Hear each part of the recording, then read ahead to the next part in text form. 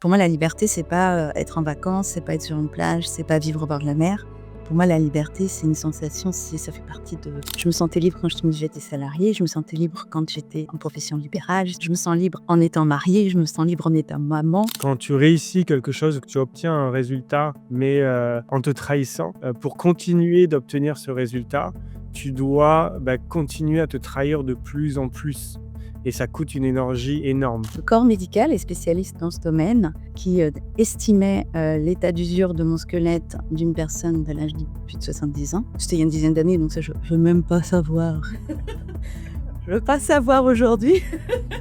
Mais c'est ce qui m'a amenée à apprendre à aménager et à écouter mon corps et à aménager mon mode de vie, mon rythme de vie. Bon bonjour Anan, pour commencer, c'est la fameuse question. Est-ce que tu peux nous en dire un peu plus sur ce que tu fais aujourd'hui? C'est quoi, comment tu occupes tes journées, tes semaines en ce moment?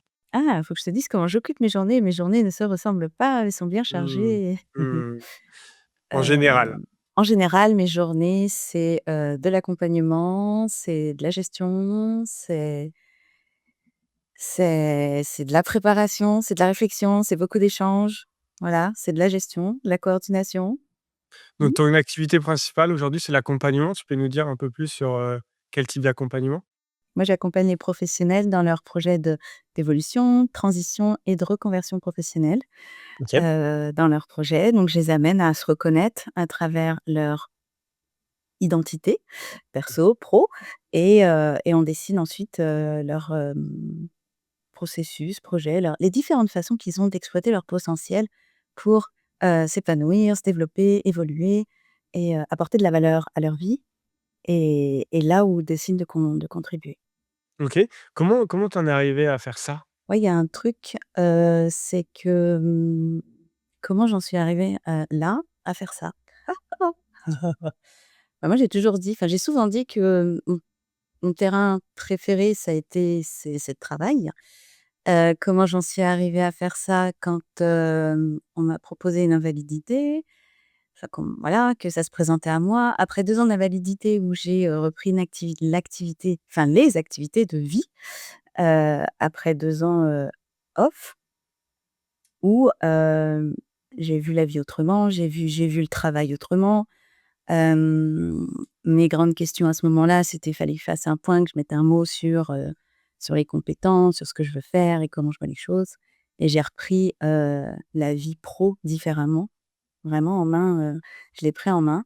J'ai été accompagnée, à l'époque par les RH, tout ça pour répondre à mes questions et j'ai fait mon petit bonhomme de chemin, j'ai repris mes activités en faisant ce que je voyais. Voilà, en faisant ce que je voyais. Heu et depuis ma vie a changé, mes projets se sont multipliés et j'en suis venue à la conclusion, au constat en tout cas, que, j'étais faite pour, heu, amener les gens à comment je pourrais dire ça? À amener les gens à se reconnaître dans ce en quoi ils sont capables et dans ce pourquoi ils sont faits.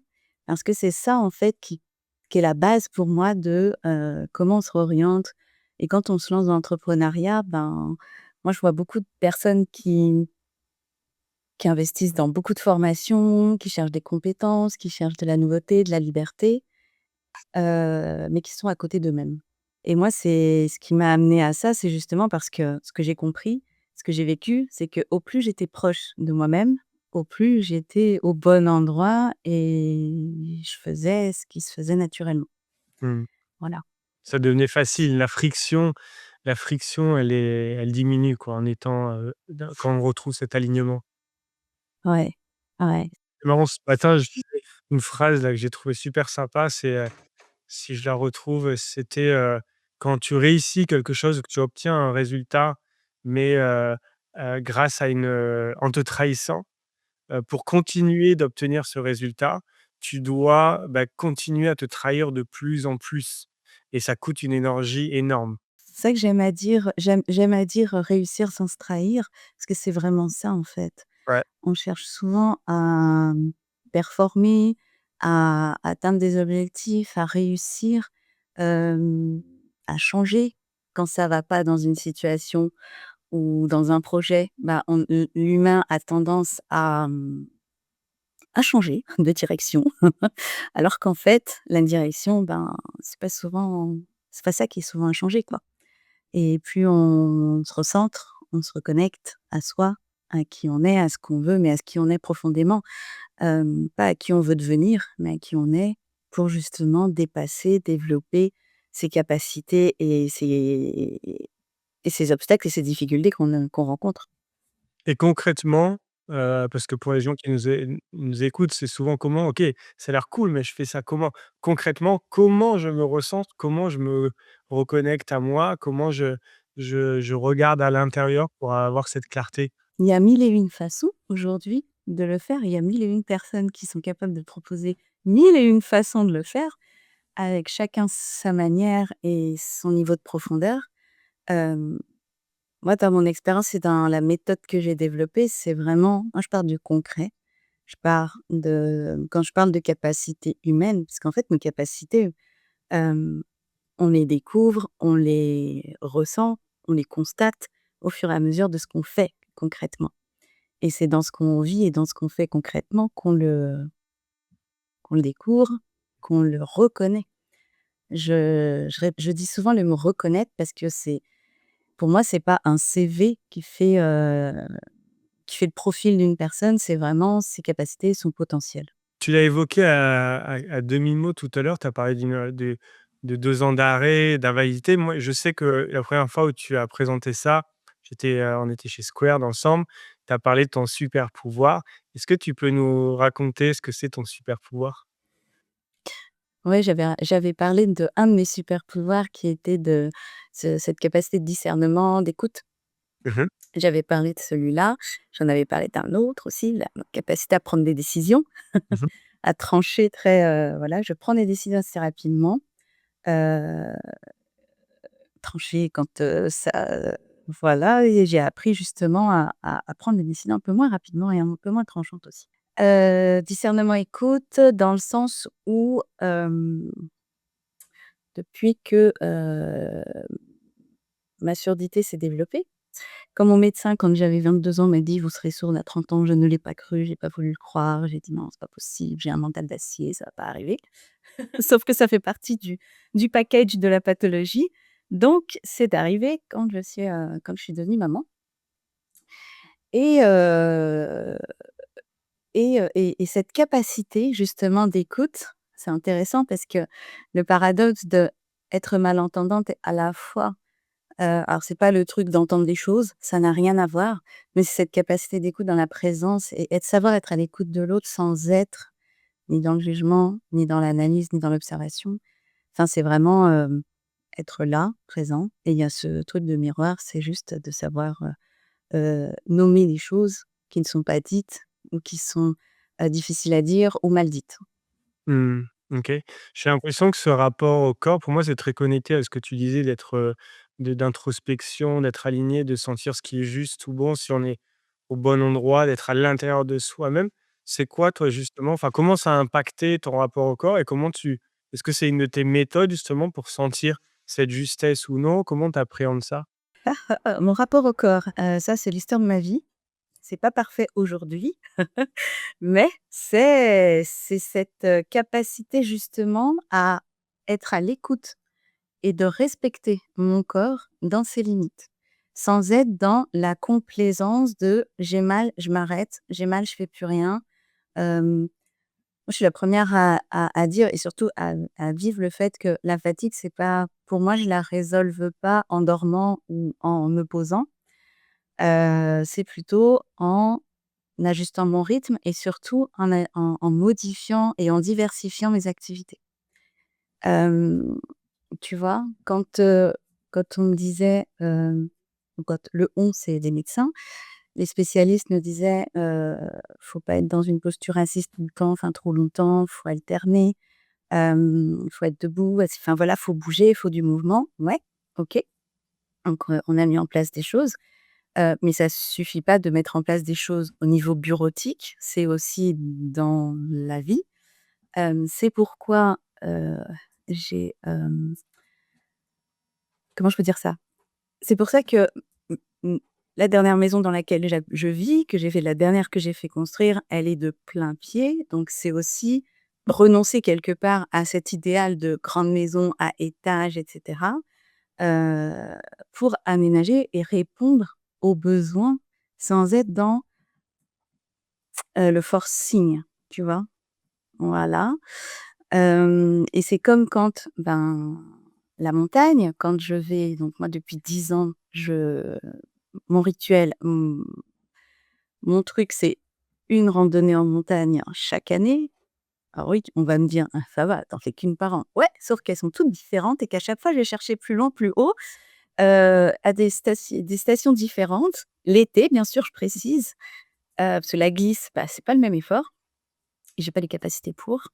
Heu et c'est de ce truc de ce voilà, moi j'ai cette notion de c'est au rapport au danger, tu vois? Quand le corps, bah, voilà, il me suit, il me transporte quelque part. Il me transporte où je veux, mais je me dois d'être à l'écoute de ce qu'il est capable et dans ses besoins et limites du moment. Moi, quand j'étais gamine, quand je pouvais faire du roller, je faisais du roller, je tombais, bah, même si je saignais, j'avais un gros trou dans le genou, bah, je me relevais, je continue. Maintenant que je peux bouger, je bouge. Hem et c'est vraiment ce rapport aux limites. Alors, je parle pas de douleur, parce que moi, j'ai une tolérance à la douleur qui est pas normale. Moi, il faut que je sois plombée, au sol ou brisée pour pas bouger ou pour dire que: «Ah ouais, ça fait mal quand même». Heu, voilà, donc c'est ce rapport au danger, moi, je dirais, qui fait que, ben, tu sais, tu prends un risque, tu vas pas, ouais, mais du coup, j'écoute mon corps.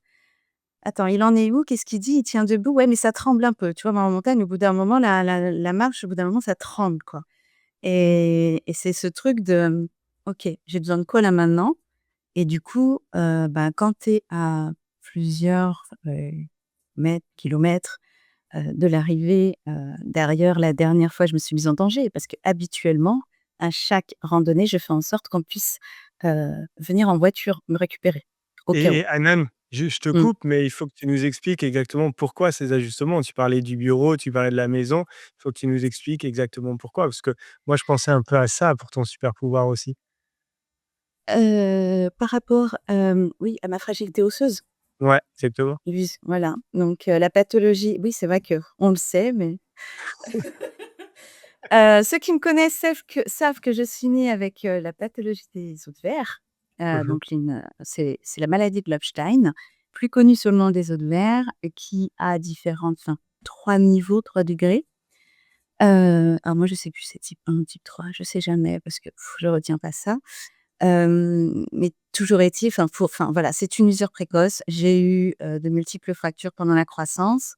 Prochaine étape, théoriquement, c'est l'ostéoporose. Donc je bénis, je chéris mon cycle menstruel féminin chaque mois. Moi, je ne suis pas prête. Je ne suis pas, pressée non plus d'être, en de ne pas avoir de cycle, de ne plus avoir de cycle menstruel. Non, au contraire, je les bénis et donc ces multiples fractures, c'est cette usure précoce qui traduit cette pathologie, donc cette usure précoce qui a fait qu'à un certain âge, je suis devenue malentendante par une malformation osseuse. Donc j'ai eu des opérations au niveau des oreilles, j'ai eu des opérations au niveau de chaque fracture et articulation à réparer. Une que je peux partager avec toi parce que tu as connu ça aussi, c'est l'opération du dos. Donc moi, ça a pas été de la fracture, ça a été de la le jour où j'ai pas pu me lever de mon lit parce que j'ai reporté pendant longtemps cette, réparation mécanique qui a f voilà, jusqu'au jour où j'ai dû le faire, donc c'était une arthrodèse dorso-lombaire et donc cette usure précoce qui amène à, bah, une usure de du squelette. Il y a une dizaine d'années, on me disait que enfin, le corps médical est spécialiste, dans ce domaine qui m qui, estimait, l'état d'usure de mon squelette d'une personne de l'âge de plus de 70 ans. Donc c'était il y a une dizaine d'années, donc ça je veux même pas savoir. Je veux pas savoir aujourd'hui. Non, il n'y a pas de logique, il y a pas de compte, je ne veux pas savoir.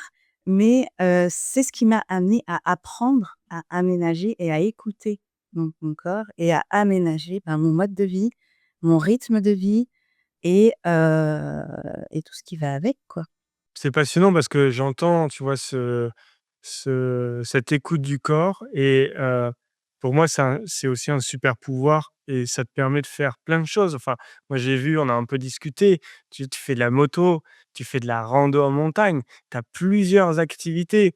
Tu es très modeste dans ta présentation, mais tu accompagnes pas juste quelques personnes, tu accompagnes des centaines de personnes, peut-être même des milliers chaque année, hein, ou pas loin.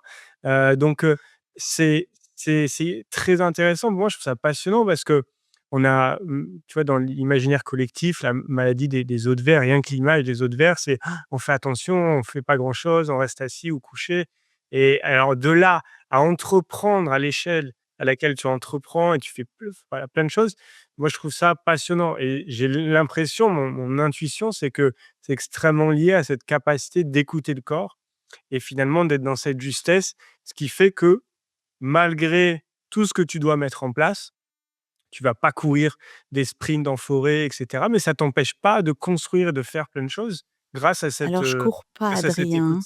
Ça Voilà, y est, je c'est cours plus, hein. Je et peux tu vois, plus courir.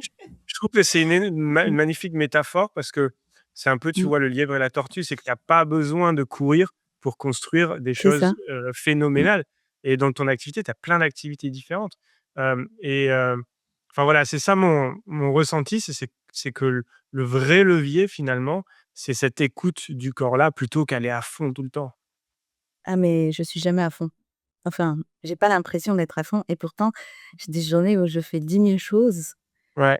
mais je cours pas. Enfin, moi ça fait je sais pas, ça fait au moins 15 ans, je comprends pas quand j'entends, je j'ai pas assez de temps dans la journée ou j'ai l'impression de courir tout le temps. Les gens qui expriment ça, chez moi ça bug. Je comprends pas en fait. Parce que pendant longtemps je disais: «Mais après quoi tu cours en fait?» Et c'est vrai qu'au fil des années, moi de moins en moins j'ai pu courir Mmh. physiquement, je parle, en sport. Ouais, ouais, ouais. Quand j'étais plus jeune, je faisais de la course à pied, le cross, ça j'adorais ça. J'étais toujours dans les 10 1 quand j'avais une dizaine d'années. Hem et et ouais, il y a vraiment c'est pour ça que je parle d'aménager, d'ajuster mon rythme au fur et à mesure. Parce que mon corps, en fait, il m'a appris à ajuster mon rythme, à m'asseoir. C'est-à-dire qu'avant cette période d'invalidité, les gens qui me connaissent, qui viennent à la maison, me disaient: «Mais en fait, tu t'assois jamais, tu t'arrêtes jamais» et cetera et cetera. Et ça m'a appris ça, en fait. Et quand j'ai eu ces 2 années d'invalidité, mes enfants, c'était des bébés. Quand je dis c'était des bébés, mon deuxième était encore en couche. Donc une maman qui peut pas gérer son bébé pour lui changer la couche, le bain, à manger, tout ça, c'est pas possible. C'est Ça m'a obligée à la présence, à cette capacité à être présente, sans être dans la frustration de pas pouvoir faire. Et c'est là où j'ai compris en fait que je peux être là, utile, sans être dans le tout faire Mmh. et le courir après justement tout faire, tout Comment devoir ça a faire. impacté ton activité? Là, j'en parlais, tu es pas loin des 1 000 personnes accompagnées par an. Qu'est-ce que tu as mis en place pour passer de: «J'accompagne, quelques personnes chaque mois» à «J'accompagne, des centaines de personnes, ou presque une centaine par mois» ou tu vois, dans ces échelles-là? C'était quoi les déclics, les méthodes que tu as mises en place? Les déclics, ça a été, il y en a un qui est très important, c'est celui où, j'ai pas créé ma société pour être toute seule, déjà. Je suis pas irremplaçable, je suis pas éternelle parce que même en termes de longévité et d'espérance de vie avec cette pathologie, il y a un pourcentage réduit, déjà en espérance de vie. Même si j'ai, voilà, une volonté, et un mental d'acier, voilà, c'est là. Et donc quand j'ai créé ma société, c'était vraiment avec une vision, je suis passée de auto-entrepreneur à une société, mais avec une vision de pas être toute seule et de pas être au service toute seule et de pas être dans le tout faire moi-même. Ça, c'est un truc hyper important. Et en 2024-25, ouais 24-25, j'ai eu un autre déclic qui est très important, c'est celui de: «OK, heu, je mandate des personnes, il y a des personnes qui bossent avec moi, c'est bien, mais je suis encore toute seule à faire ces choses-là qui sont, importantes, mais que si demain, un matin, je me lève pas ou quoi, enfin, je suis il y a que moi qui sais». Donc j'ai commencé à acter le fait de, bah, déjà conceptualiser ma méthode, hem, mettre des process en place et des collaborations en place. Certaines ont foiré, certaines ont marché, mais bon, c'est normal, ça fait partie du jeu, mais ça aide à grandir et avec cette vision de, je veux pas que mon entreprise, elle dépende de moi dans le sens où, bah, demain je suis pas là, elle continue et les clients derrière sont toujours, pris en charge, quoi. Sont toujours livrés. Donc voilà, j'en suis là aujourd'hui. Demain, tu peux partir, 1 mois, 2 mois et C'est ça pas continue de encore. tourner. Non, j'en suis pas encore là. Mmh. La prochaine étape? Presque. Ouais, c'est justement j'y travaille là, ouais. C'est OK. la prochaine étape, c'est presque ça. Je peux être, alitée et gérer, ça voilà, mais j'en suis presque, à, c'est c'est telle personne qui pourra encore répondre à ma place pour ça et ça ou gérer à ma place et voilà. Et j'y suis presque. C'est beau parce que, tu sais, on parle toujours du cadeau derrière, en coaching, on adore ça. C'est quoi le cadeau, le bénéfice caché derrière ce qui nous arrive? Hem et c'est vrai que quelque part, c'est un truc que je dis beaucoup à mes clients, c'est: «Voilà, est-ce que vous pouvez partir 2 mois? Est-ce que si vous arrêtez de bosser, vous êtes malade, tout s'effondre ou est-ce que ça continue?» Et quelque part, bah, tu as pas eu le choix de penser à ça, quoi. C'est là, c'est très présent à ton dans ton quotidien. Donc quelque part, ça a été naturel dès le début de te dire: «Bah, oui, peut-être que demain j'ai une opération, peut-être que j'ai ceci, cela et je dois construire dès le début». Moi, je suis curieux de savoir, est-ce que ça comment ça a impacté la construction de cette activité? Est-ce que ça l'a ralenti ou est-ce que tu penses que ça l'a accéléré? Comment ça a été quoi la différence versus, tu sais, un peu l'entrepreneur, que j'ai pu être bourrin: «Allez, je construis, je vends, je délivre, j'optimise, je délèguerai ensuite», et ça peut paraître plus rapide. Comment ça s'est déroulé, comment tu l'as vécu? Est-ce que ça a impacté un peu le processus de création d'entreprise? Alors, processus de création d'entreprise, donc qui était il y a 5 ans maintenant. Donc comment ça a été? Bah, moi, j'étais déjà en activité, donc j'ai croisé des experts, ils m'ont dit: «Vous allez trop vite madame Regnault, vous avez le temps». «Comment ça?» «Comment ça?» «Ah non, vous allez trop vite, OK, bon». Bon, il y a eu ça, il y a eu le fait aussi que, ben, de toute façon, j'étais toute seule, hein, vu que dans mon passage en société. Après, bah, c'est des collaborations. Moi, j'ai toujours souvent rencontré des personnes qui venaient me chercher pour X ou Y ou des personnes qui, à un moment donné, m'ont dit: «Mais, ce que tu fais, c'est ça». On est venu me chercher en 2021 en tant que coach pro. En fait, j'avais mandaté une personne, pour un chef d'entreprise pour, m'aider à formaliser mon projet de création de société, justement. Pour pas le faire n'importe comment. Moi, j'aime bien que les choses soient bien faites. Après, c'est pas moi qui fais, je peux pas dire que je peux tout faire, toute seule. Mmh. Ouais. Donc il y a des aspects comme, voilà, la paperasse juridique, tout ça, c'est important, je sais pas tout. Moi, j'ai pas la prétention de dire que je sais tout et que je peux tout faire. J'ai pas cette prétention-là et c'est pas dans mes cap voilà, c'est pas dans mon état d'esprit et donc j'avais mandaté une personne pour formaliser mon projet de création de société. Je voulais pas faire juste un business plan, tout ça, je voulais, vraiment, un professionnel, pour m'accompagner là-dedans et ce monsieur me dit: «Mais Anan, ce que vous faites, en plus vous êtes coach pro, pour y faire du bilan de compétences». Et je dis: «Non, parce que mon expérience de bilan de compétences, bah, je me suis un peu débrouillée toute seule après donc voilà».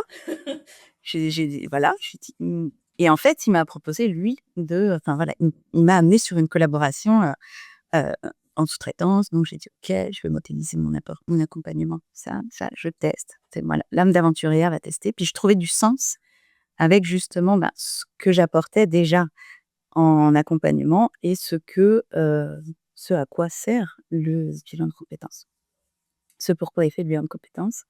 Et petit à petit, j'ai rencontré des gens qui sont venus me chercher pour approfondir là-dedans, enfin dans ce domaine-là, et j'ai créé ma société avec cette approche-là, d'accompagnement, de positionnement sur les projets pro. Heu, Parce que pour moi, la notion de capacité et de compétence, mais naturelle. Moi, je parle beaucoup des talents naturels, des talents innés, des capacités naturelles qui nous amènent à faire ce qu'on sait faire, quel que soit le métier, quel que soit le domaine. Et pour moi, ça faisait sens, donc je l'ai créé comme ça, cette activité-là, en ayant une vision de, ben, que ça que ça grandisse et je ne veux pas le faire toute seule puisque j'étais déjà avec des partenaires. Et donc là, je sais plus, pour me recentrer, Et où est-ce que je rebondis ouais, là-dessus. Tu avais tout de suite mmh. une vision, fois 10 fois 100 de je suis pas j'ai envie d'accompagner des dizaines, des centaines de personnes chaque Ah mois? oui, OK. ouais, quand j'ai créé ma société, j'avais déjà accompagné plus d'une centaine de personnes déjà. Moi, j'ai accompagné l'accompagnement avec, hem, le biais donc, par le biais de la thérapie, psycho-énergétique. Ensuite, j'ai, approfondi avec le co la posture de coach professionnel, donc la certification, et de là, on est venu me chercher et me proposer des choses, et tout ça en parallèle de mon salariat à l'époque. Et à un moment donné, hem, il a fallu que je choisisse. Et ce qui m'a fait choisir, et le déclic, encore un déclic, c'est celui de la valeur qu'on apporte. Quand j'ai pris conscience de la valeur que j'apportais des 2 côtés, dans les 2 formats, statuts, voilà, hem, mmh, ça m'a amené à: «Ah OK, je continue», et puis, quand j'aurai plus assez de temps ou de bras pour, à un moment donné, je choisirai. Parce que moi, j'avais pas vocation à je me suis pas dit, le salariat, j'ai jamais dit que le salariat, c'était pas bien, j'ai jamais dit que c'était, enfin, je me suis pas levée un matin en me disant: «Je vais créer ma société». Pour moi, c'était l'expérience, expérimentation, je suis au service, je contribue, j'apporte ce que je sais apporter.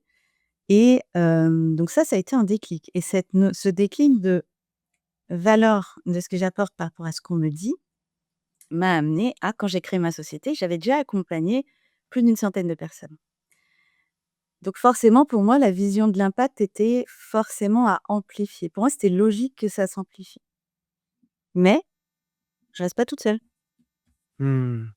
tu vois? C'est hyper intéressant parce que j'entends, tu sais, beaucoup d'entrepreneurs qui me parlent de leur vision: «J'avais ça, j'avais envie de construire ça» et cetera, et chez toi, j'entends quelque chose un peu différent qui me parle beaucoup, c'est la notion d'utilité, de service, et que finalement, c'est pas comme si tu avais décidé, enfin, tu me dis si je me trompe, hein, mais pas décidé de dire: «Ah tiens, je vais faire des bilans et je vais en faire plein» et cetera, mais plutôt: «Waouh, ça impacte beaucoup, j'ai beaucoup de feedback positif, ça sert, c'est utile et donc je continue dans cette direction parce que ça semble, logique et facile en quelque sorte, une genre de notion de flow comme ça. J'y vais, on me le demande, ça marche, on y va quoi. C'est ça. On venait me chercher, enfin, on est venu me chercher à chaque fois, en fait, pour, différentes, à différents niveaux. Et moi, c'est ce que j'amène aux personnes que j'accompagne et qui sont accompagnées par les consultants aussi de mon équipe. C'est ce que j'amène à voir, c'est ce que là où vous êtes sollicité, ça parle de vous, en fait. Ça parle de vos capacités naturelles, et les gens, ils en ont pas conscience. J'adore. Moi, quand une personne me dit: «J'ai investi dans telle formation pour me reconvertir, pour gagner mieux ma vie», c'était des budgets jusqu'à 5 chiffres, et puis qu'au final, ils ont regretté parce qu'ils en ont rien fait. Puis qu'ensuite, ils viennent pour faire le point et pour dire: «Je veux sortir de là, je veux je veux savoir ce pourquoi je suis fait». Je me dis: «Waouh!» Bon, il y a pas de gâchis ou autre, mais ce qui est important, c'est, pour moi, la base, c'est se reconnaître dans ce qui on est, et qui on est, c'est pas, je suis gentil, je suis méchant, je suis ci, je suis ça, c'est oui, il y a les valeurs, mais pas que.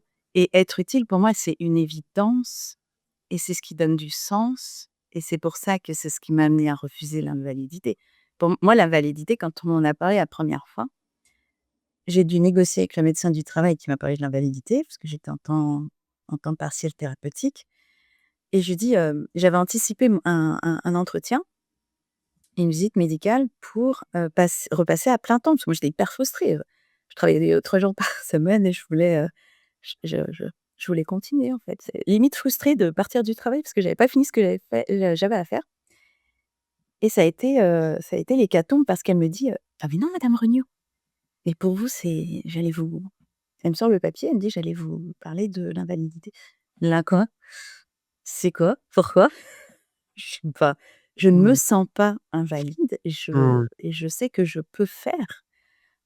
Je peux être utile, je peux être au service, tout ça et ce sens d'être utile pour moi, enfin, moi j'ai la vision de la vie, c'est pas fait pour, rien. On n'est pas là sur terre pour rien faire et se dorer la pilule et enfin voilà, pour moi la liberté c'est pas, être en vacances, c'est pas être sur une plage, c'est pas vivre au bord de la mer. Pour moi la liberté c'est une sensation, ça fait partie de moi, je me sens libre, quand je me sentais libre quand j'étais salariée, je me sentais libre quand j'étais, en profession libérale, je me sens libre en étant mariée, je me sens libre en étant maman, enfin, tu vois? Et il y a vraiment ce truc de moi, j'ai toujours écouté ce que mon cœur me dit me guide, en fait, là où ça vibre et j'y vais. Tu parlais de la moto tout à l'heure, bah, malgré,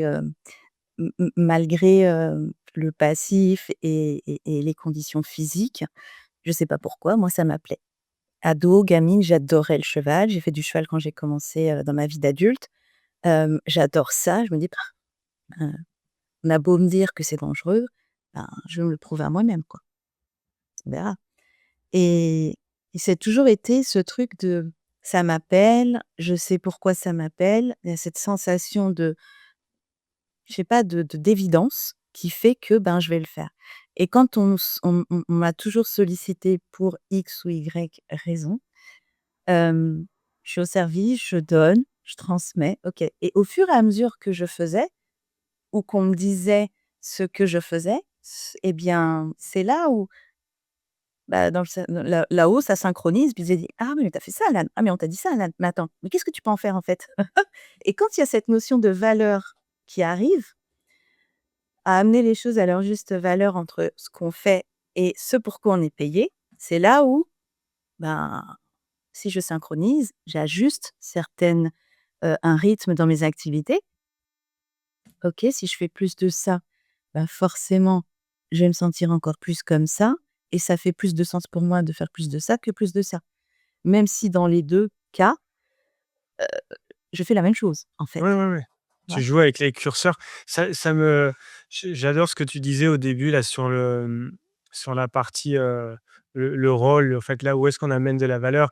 Il y a une question que je pose souvent à mes clients, c'est que ça soit dans le boulot ou dans la vie, perso, quel est le rôle informel qu'on vous donne ou que vous prenez de manière automatique? Vous allez manger, vous allez à un dîner, est-ce que vous êtes le comique qui fait des blagues? Est-ce que vous êtes la personne introvertie qui écoute? Est-ce que vous êtes la personne qui aide à tout bout de champ à amener les plats, à faire amener la vaisselle sale? Est-ce que vous allez dans la chambre avec les enfants leur lire une histoire? Et finalement, très rapidement, on voit que ça soit en famille, avec les amis, ou au boulot, c'est exactement la même chose et il y a quelque chose de plus profond, une dynamique dans laquelle je suis à l'aise et je me sens bien et si je la retrouve pas et que je dois me forcer de porter un masque, finalement, c'est épuisant et ça marche pas, quoi. C'est là où l'effort, il est important à nuance à identifier et c'est tu vois? Effort versus, facilité, quoi, tu vois? Complètement Et c'est en ça où on reconnaît les capacités naturelles. et à l'heure de l'IA encore plus, c'est-à-dire que cette singularité, elle va être, il reste plus que ça, puisque tout le reste. Là, je veux dire, toute la partie technique, ça va être tout réglé par de l'IA. Donc ce qui nous reste, ça va être, cette personnalité unique, cette singularité, cette énergie qu'on peut amener, cette vision qu'on peut amener avec notre vécu, notre parcours, quoi.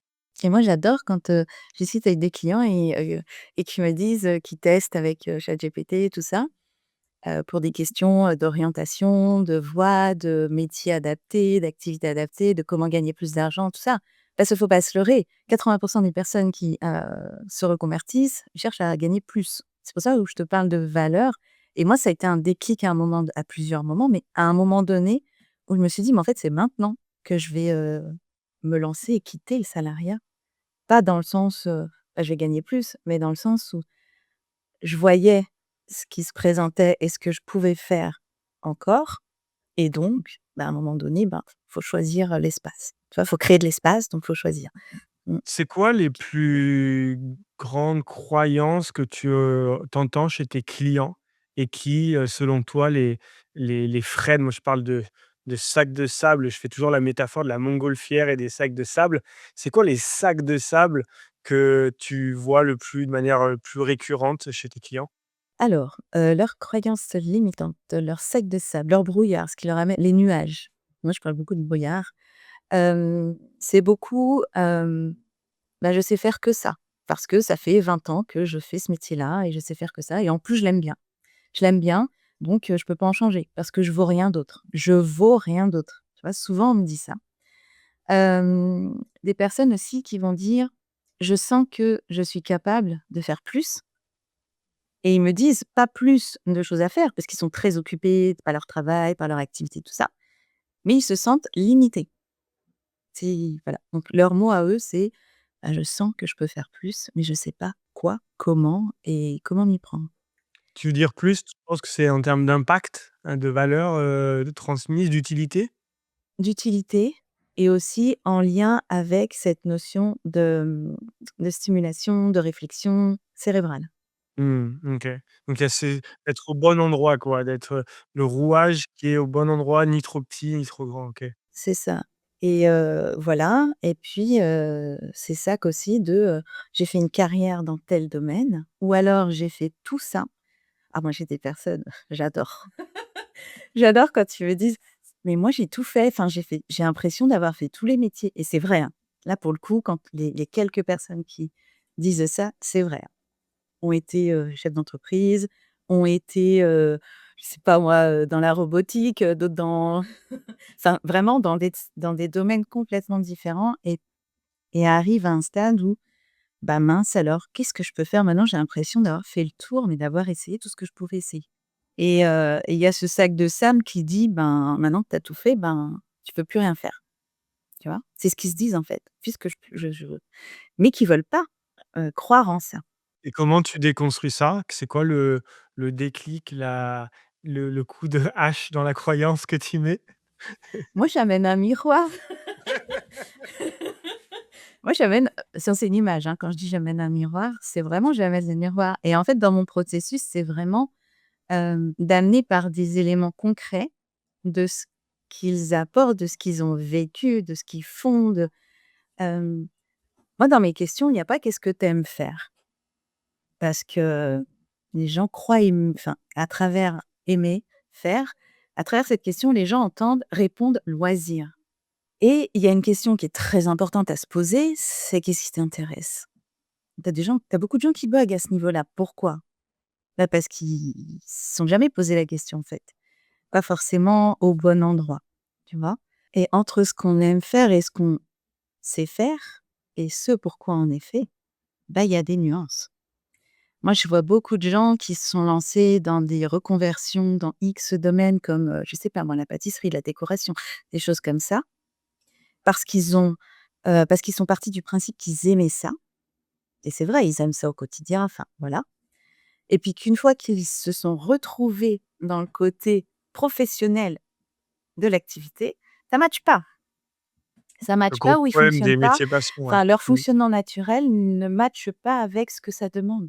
Donc, c'est vraiment ce truc d'amener, heu, par du concret, cette reconnaissance individuelle, personnelle, dans ses capacités, quand je parle de potentiel, ça marche aussi avec le mode de fonctionnement, d'amener la personne à comprendre comment elle fonctionne. Beaucoup de gens, se connaissent, c'est no oui, OK, mais ne savent pas de quoi ils sont capables et ce qu'ils valent vraiment, dans leur vie, quoi. J'adore, ce que tu dis parce qu'au-delà du titre, au-delà du faire, il y a le comment je le fais, avec quelle valeur. C'est-à-dire que tu peux très bien être boulanger dans une boulangerie industrielle qui débite, 10 000, baguettes par jour et on doit respecter les timings et les commandes et c'est de l'industriel. Tu peux être un boulanger, qui est un artiste qui va faire, 20 baguettes dans la journée, mais elles sont parfaites et puis je passe 2 heures avec les clients le matin parce que j'aime bien discuter avec eux, où je fais ma livraison en vélo, où tu peux être enfin, il y a un monde, il y a un panel de comment qui est connecté à tes valeurs, qui est inimaginable et au-delà d'être boulanger, de faire du pain, c'est comment je le fais et qu'est-ce que ça m'apporte? Comment ça vibre avec, mon énergie, quoi, avec ma manière justement, ce rôle informel dont on parlait tout à l'heure, quoi. Si je suis le comique, peut-être que je suis le boulanger, mais que j'ai une équipe et qu'on rigole toute la journée et là, je me sens bien. Alors que si je suis tout seul dans mon labo toute la nuit, bah, je me sens plus bien parce que en fait, j'ai plus personne à qui faire des blagues, tout simplement. C'est ça, c'est vrai. Mmh. Ah génial et tu as glissé le mot aventure tout à l'heure. Moi, quand je t'ai rencontré, c'est exactement ce que je me suis dit. C'est pour ça d'ailleurs que je t'ai invité à ce podcast, hein, puisque c'est les entrepreneurs explorateurs, les aventuriers. Comment tu te définirais comme, aventurière? Ou est-ce que si on fait le livre des aventures d'Anan, ça parle de quoi? Il y a quoi dedans? C'est quoi les chapitres?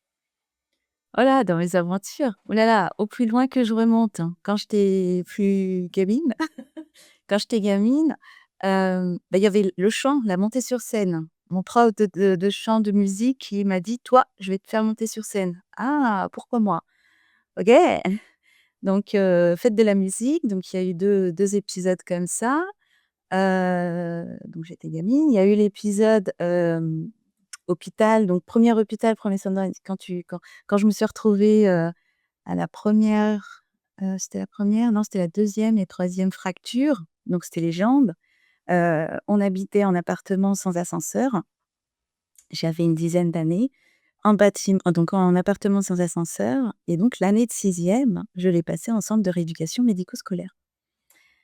Parce que j'avais les 2 jambes dans le plat. Donc ça a été l'épisode, voilà, ça a été un épisode marquant de mon parcours où je me suis retrouvée entourée, de gens bien plus âgés que moi.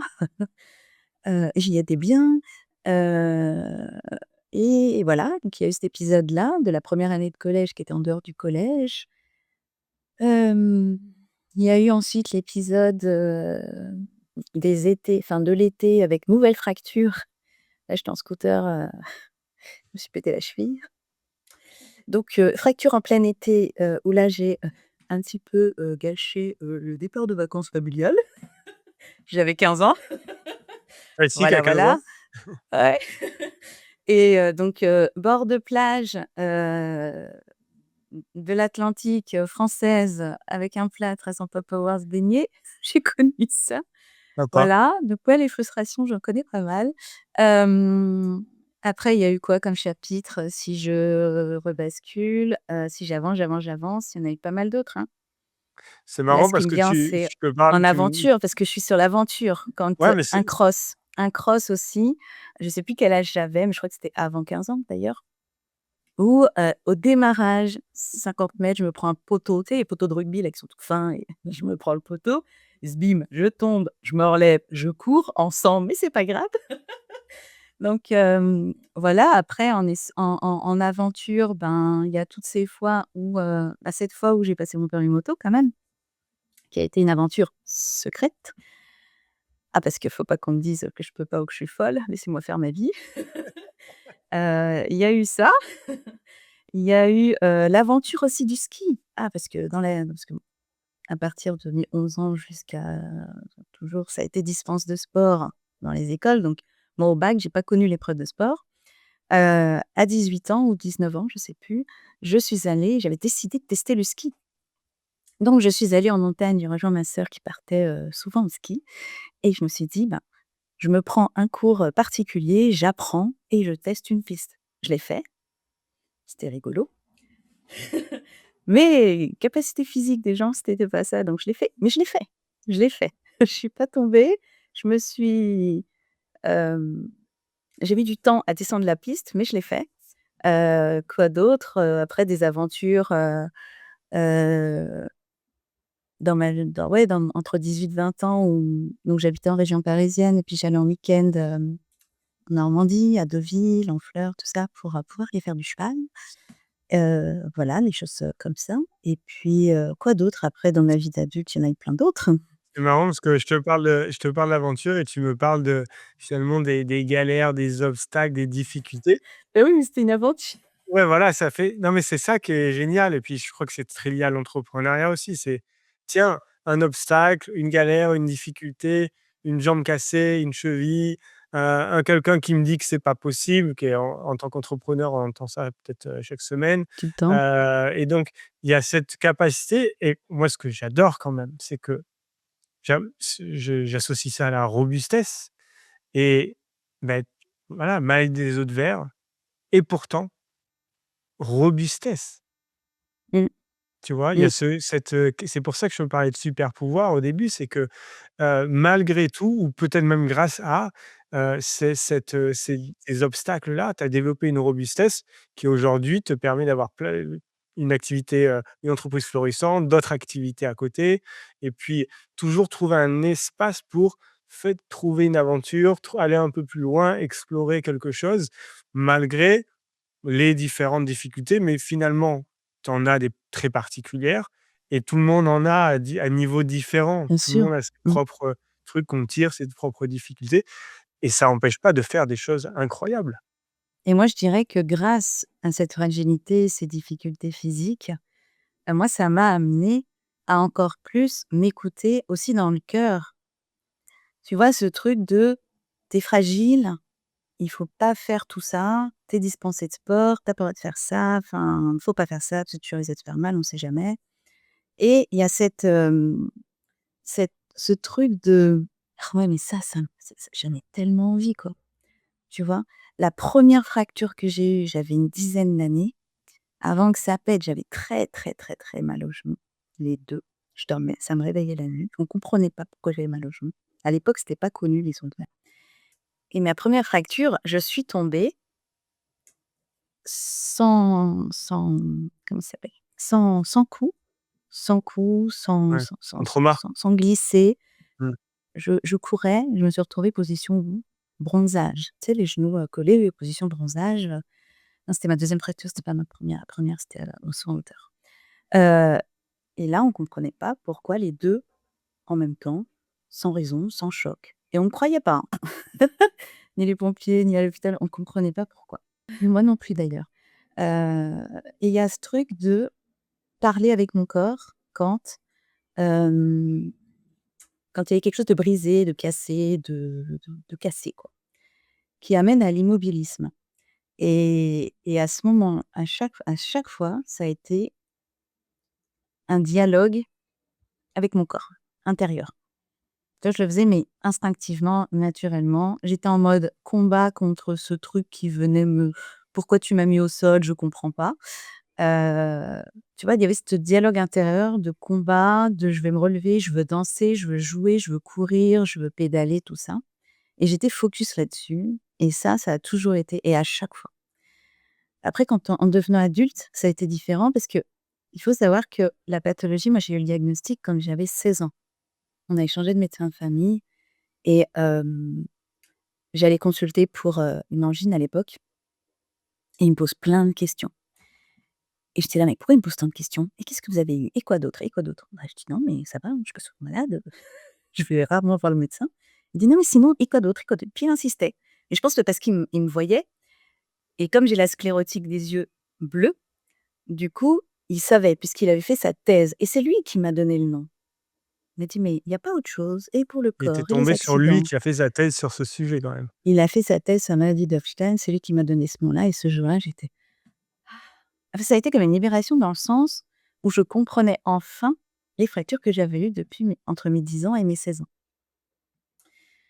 Voilà.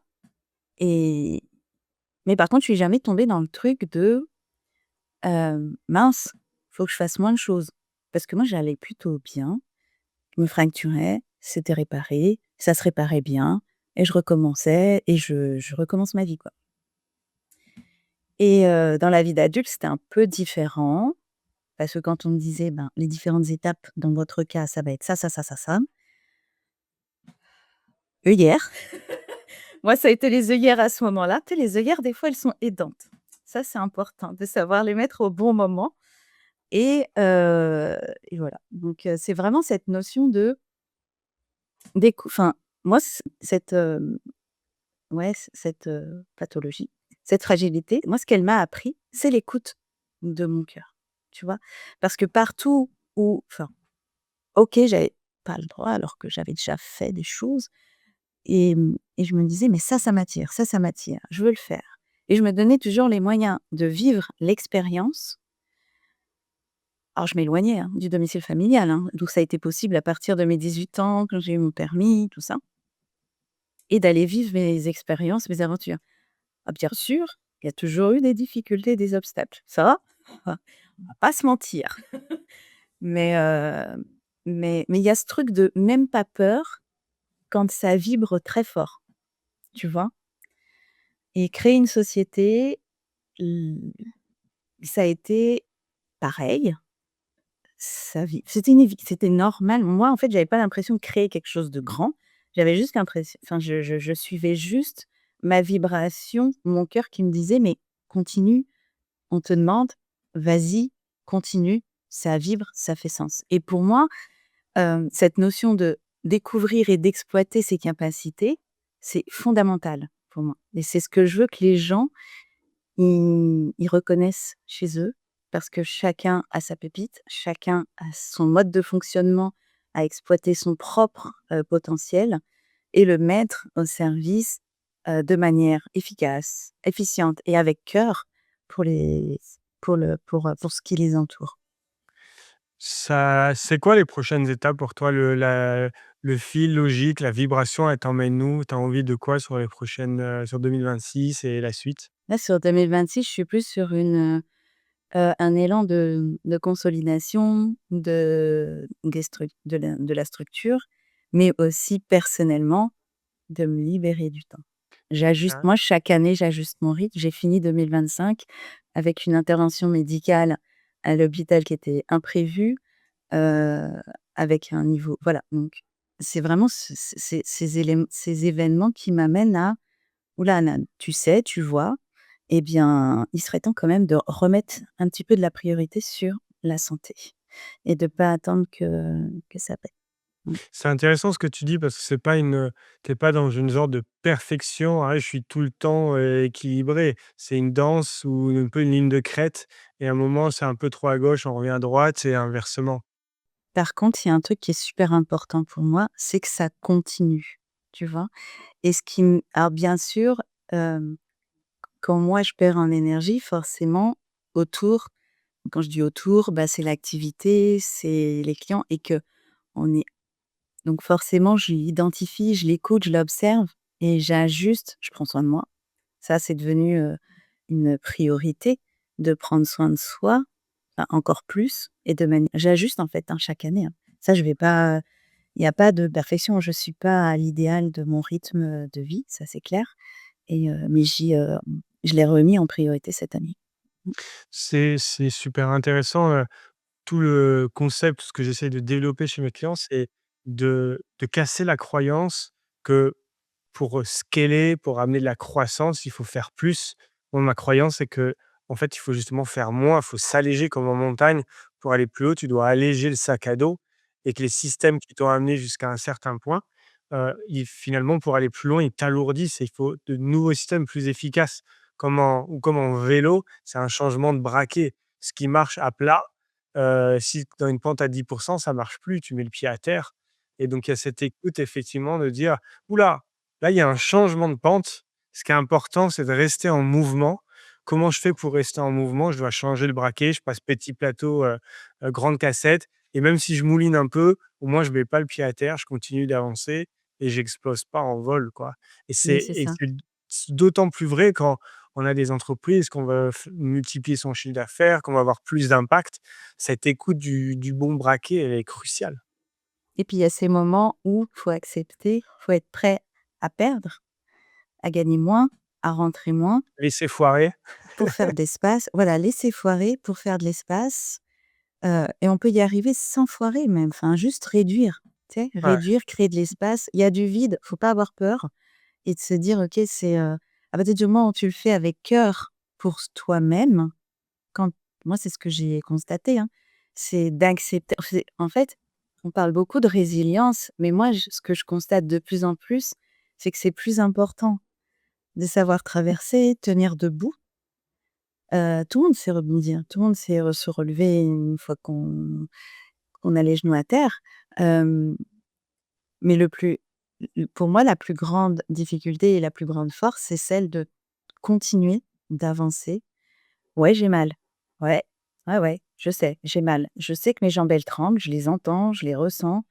Mais écoute, je ralentis parce que moi, mon objectif, c'est de rentrer chez moi. Tu vois? Et ça, c'est le truc. Moi, je veux toujours revenir chez moi, en fait, dans tous les sens du terme. Waouh, c'est C'est le super. retour à la maison, pour moi, il est essentiel. Donc, et c'est vraiment ça. Ça serait quoi ton mot pour, encourager, à partager pour les entrepreneurs qui sont peut-être dans un moment, tu sais, où justement la pente vient de changer, c'est dur, ils sentent qu'ils sont pas sur le bon braquet, ils sont peut-être debout sur les vélos, sur les pédales, un peu la tête dans le guidon. Heu, qu'est-ce que tu leur dirais? Moi, je leur dirais j'amènerais chacun à se recentrer déjà sur soi et à faire le point. Parce qu'à chaque gap d'évolution, heu, on évolue. Donc notre système interne, il évolue, notre système de croyance aussi, notre système notre mode de fonctionnement évolue. Et donc, quand on a développé certaines compétences, capacités, nos expériences nous amènent à un j'aime pas le mot «autre niveau» parce qu'il est un peu beaucoup, trop, employé, mais à un niveau où, ça stagne, ça ralentit, c'est que c'est nécessaire et que le ralentissement, pour moi, il amène à soi, à se recentrer sur: «Qu'est-ce qui est important maintenant pour moi?» Parce qu'il y a ce truc de quand on est sur une, courbe d'évolution, il y a des questions qu'on ne se pose plus, on ne sait plus trop où on veut aller, vers quoi on va, parce que ça va tout seul. Jusqu'à ce que ça ralentit parce que, physiquement, nos capacités, elles se réduisent et il faut pas attendre d'être malade ou c'est important de faire le point sur soi et donc quand on en arrive là, à ce ralentissement, c'est de se dire: «OK, en fait, je vais me remettre en priorité et je vais me poser les bonnes questions de ce que je veux maintenant, ce que je veux demain, qu'est-ce qui a besoin de changer?» Parce que le truc, c'est que quand on se donne à fond et à cœur dans ce qu'on délivre, dans ce qu'on fait, hem, on voit pas, on voit pas, la batterie se décharger, on voit pas tout ça, jusqu'à ce que ça craque à un moment donné quelque part. Et c'est ça qui est important, d'être à l'écoute de soi, de son corps et d'ajuster au fur et à mesure. C'est des fois, on a l'impression que parce que sinon on arrive à un moment où on perd le goût de tout et on sait plus ce qu'on aime et ce qu'on veut et ce pourquoi, on fait ce qu'on fait. Et c'est là le danger parce qu'arrivé à ce stade-là, on a tendance à tout arrêter ou à vouloir faire un virage à 360°, alors qu'en fait, on a juste besoin à un moment donné régulièrement, de se repositionner en soi, ce retour à la maison qui est important pour faire le point et se recentrer quoi. Mmh. Et se ressourcer. Génial. Anan, merci beaucoup. Je crois que c'est les mots de la fin. C'était passionnant. Ça m'a beaucoup parlé. Je crois que c'était pile poil le bon moment pour moi d'entendre tout ça aussi de nouveau, d'avoir ce petit Génial. rappel-là. Et Mmh. je suis sûr que ça va être aussi, que ça va toucher et passionner, ceux qui nous écoutent. Et j'ai hâte, de suivre aussi la suite de tes aventures. Où est-ce qu'on peut retrouver ce que tu fais? Est-ce qu'il y a des réseaux, un site internet? Ouais, il Où y est-ce a qu'on peut Instagram, LinkedIn, il y a mon site internet. Alors moi, quelqu'un m'a dit il y a pas longtemps, c'était il y a 2 jours, c'était mardi, on est quel jour? On est jeudi? C'était on est mardi, jeudi? une entrepreneuse me dit: «Ah quand je t'ai cherché sur, internet, donc j'ai vu tes réseaux, je me suis dit: "Mais tu débutes, mais elle débute!"» Parce que moi mes réseaux, voilà. Mais, c'est intéressant. Donc voilà, les réseaux, mon Insta, mon LinkedIn, C'est mon peut-être les site web prochaines aventures, c'est peut-être ça? et mes prochaines aventures. Donc là, je suis en plein chantier de remise à jour, d'ajustement d'agilité par rapport au nouveau décret qui est passé pour, les bilans de compétences. Ce qui est une bonne nouvelle, même si, ça fait caguer. Même si ça fait caguer, bah, c'est une bonne nouvelle dans le sens, bah, ça ramène aussi l'individu à se poser les bonnes questions quand il fait un choix et ça amène chacun à investir sur soi. Tu nous donnes l'URL du site? Le lien du site, c'est quoi? hr-connexion.fr. Connexion au OK, pluriel. et Ça, puis on c'est le nom de mettra ma tout, marque. Mmh. dans les Mmh. descriptions évidemment. Merci beaucoup pour ton temps et ce partage. C'est extrêmement inspirant. J'espère que ça déclenchera aussi plein d'autres invitations à des podcasts et cetera, parce que c'est une histoire, un parcours qui mérite d'être connu et qui je pense, permet de libérer aussi, plein d'entrepreneurs et de se mettre en avant et d'oser, en fait, oser plus, et découvrir, explorer parce que finalement c'est derrière cette peur, cette résistance que se trouvent plein de choses qu'on a souvent, très envie de vivre et de découvrir. Merci beaucoup C'est Anan. ça et merci à toi, Adrien. À bientôt. Ciao, ciao. À bientôt. Ciao.